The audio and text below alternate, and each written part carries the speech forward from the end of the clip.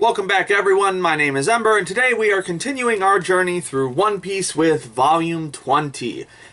Goddamn, we're already 20 volumes into this. Feels like just yesterday I was doing the first few volumes of this. Time is really flying by. Anyway, let's see, what chapters is this? This is chapters 177 to 186. So this starts with Luffy's initial face-off with Crocodile, and it goes all the way up through Usopp and Chopper defeating Mr. Four and Miss Merry Christmas. Not a lot to cover story-wise with this volume. This was pretty much just all action. Like, I'd say at least 70 to 80% of this volume was action. Or set up for action. Which is cool, but it's going to make for a pretty boring video, unfortunately. I'll do my best to make it interesting. Starting with Luffy's fight with, Sir Crocodile. Which, immediately we see that Luffy is totally outclassed by Crocodile. Which, not gonna lie, I've kind of been waiting for in this series. So far, up to this point, Luffy has had absolutely no problems taking out any enemies that come his way. And this time around, like, with Crocodile, sand powers, from this, I think it's called the sand fruit, probably. But, like, he can turn his body to sand and stuff like that, and he can sap the water out of Luffy's body. He's very much a, extremely difficult enemy for Luffy to face. This is gonna be... I'm very curious as to how they're going to eventually defeat him. Because, like, he's really got him on the ropes. Like, he stabbed Luffy through the chest at one point. Obviously, that doesn't kill him, but he has no problem pushing Luffy's shit in. So, very interested in how Oda is going to turn this around in a way that makes it look believable that Crocodile can be defeated. Along with that moment, though, we did get one bit of interesting story stuff here. That's with the reveal. First of all, this was actually where Miss All Sunday's real name finally shows up in this volume, that being Nicole Robin. I know this because I know who Robin is solely by virtue of One Piece tangential relationship to this fandom, so and so forth. But and she ends up saving Luffy after Crocodile sinks him into the sand. She pulls him out and just sort of leaves him there. So, very curious about that. Really interested. I know I've heard rumblings that Robin is a very complicated character. In terms of personality and in terms of backstory. I believe she is Best Guy Ever's favorite One Piece character. I think so. I'm not sure. But, yeah. She's not 100% on Crocodile's side. That's going to be interesting going forward. We'll see what that means for her, for this arc, for the story in general. Who knows? I think that's about it for her. Most of this volume was dominated by Usopp and Chopper's fight against Mr. Four and Miss Merry Christmas, which is pretty thrilling. Not a lot to it. It was mostly just running around, hitting each other. Mr. Four's dog, Lasso, which apparently... Not a dog, apparently it was a gun that ate a devil fruit? Okay. I don't know why.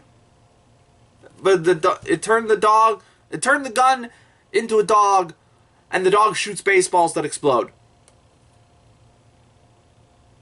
Logic. Okay. No, there is no logic here. So, again, really creative ideas.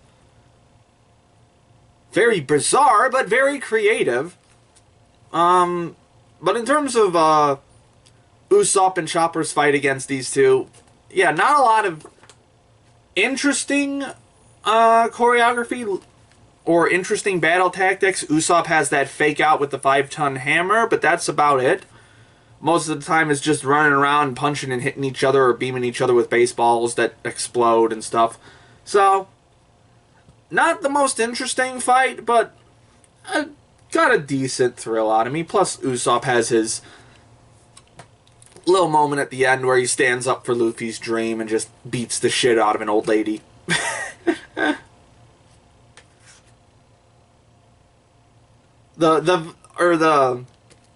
I will say the last little bit of it had a little interesting tactic to it. For like Chopper has the dog fires exploding baseballs into Merry Christmas's holes that just explode everywhere, and then Usopp sets off a smoke bomb and tricks Mr. Four into hitting Merry Christmas. So a little bit of interest there, but that's about it. And we also had the other big story point that happened in this volume is Vivi's plan kind of failed. The rebels are in the city now, are in the royal capital now, and they're facing off against the royal guard. Presumably, people are dying now. Presumably, I'm not sure how they'll spin this at the end, but it looks like people are dying. Because I've also gotten, this was mentioned in a comment before, Oda doesn't really kill people off very often. Because apparently Igaram is also back. The guy who blew up like fucking 7 volumes ago, maybe? It was a while ago. It was back at the end of Whiskey Peak, so like 3 arcs ago. This guy blew up, and now all of a sudden he just shows up in Alabasta like nothing happened. So, okay. Little cheap. I actually felt something from his death, but no, it was a fake out, so okay. I'm not too upset, but I will say I would have preferred if he stayed dead, because I don't really see what he could add at this point. But yeah, Vivi's plan fails. The rebels are fighting.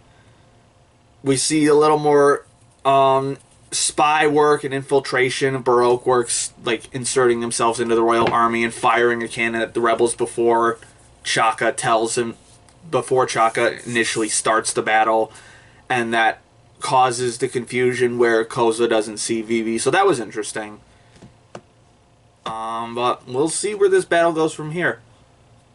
Oh. Last thing I do want to touch on is the cover art for this is actually pretty fantastic, solely on the basis of it reminds you just how complicated this battle is. Because like we've got like the 5 different factions that are in play here. We got Luffy with the Straw Hats, we got Captain Smoker with the Navy, we got Crocodile with well, he's Crocodile. We got Cobra, who's the king of Alabasta, and we've got who the fuck is that? Oh, that's Koza, who's with the rebels. So we've got 5 different competing factions here, all with their slightly different goals and motivations and stuff. Obviously, some are allied with others, but there's some complexity there. So really interesting. I don't talk about the cover art very often, but this one really stuck out to me in that regard. I think that's about all I have to say. Again, a little bit of story, but mostly action, which is cool. Sometimes it's just cool to have a big old punch 'em up. Some things I liked, some things I didn't. This was definitely one of the more... I think I've had a few more complaints with this volume than I've had with past volumes. But, again, not super big complaints. Anyway, that's all we have time for today. Be sure to like and subscribe and leave a comment if you feel so inclined. And I'll see you again next time. I fucked up my own outro. God damn it. My name is Ember, and I'll see you next time. Fucking shit.